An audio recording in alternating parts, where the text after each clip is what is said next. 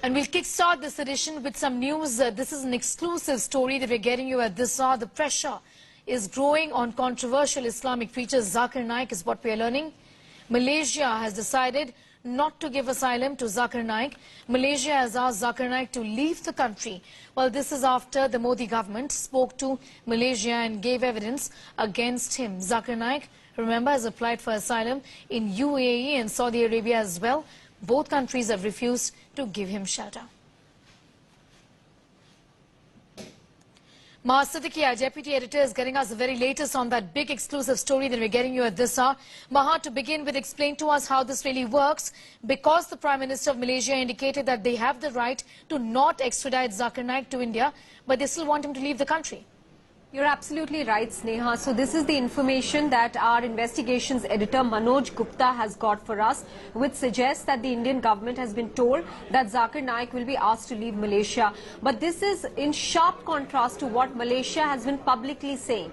Because only a few days ago, the Malaysian foreign minister himself has said, and this was a specific question with regards to Zakir Naik after Malaysia in fact sent back a Thai dissident, and therefore questions were raised about whether Zakir Naik should also be sent back to the country, that is India, because there has been pressure from the opposition parties also.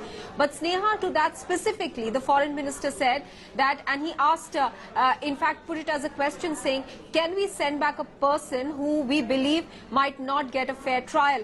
So they are still stuck up on the fact that, and this is the case that Zakir Naik has also been trying to make, suggesting that he should not be arrested, and he wants directions, as he has said, from the Supreme Court that he should not be arrested till convicted in India. And he said before this reassurance he is not going to come back to the country. This is a similar line that has been publicly taken by the Malaysian government, but Manoj Gupta and his sources are suggesting to him that behind the scenes some sort of talks are going on, and India has been indicated that Malaysia might be willing to send back Zakir Naik.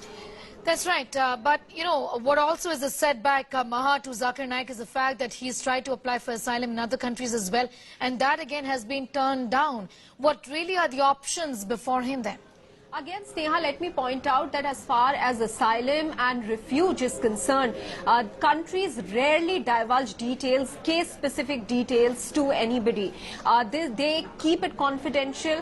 The reason why an asylum request has been made or the reason why an asylum request has been rejected is also kept under wraps by the government. But certainly if this information is coming to the Indian side via, their own diplomatic channels, if they have learned that both UAE and Saudi Arabia have turned down the request by Zakir Naik, this perhaps points to the growing bonhomie that India and the countries in the Gulf have seen, specifically the UAE and Saudi Arabia. We have seen high-profile visits being made not just by the Indian side, but the Prime Minister himself travelling to the UAE as well as Saudi Arabia, but also very eminent dignitaries from Saudi Arabia and UAE coming to India as well, including the very recent visit of Mohammed bin Salman to India.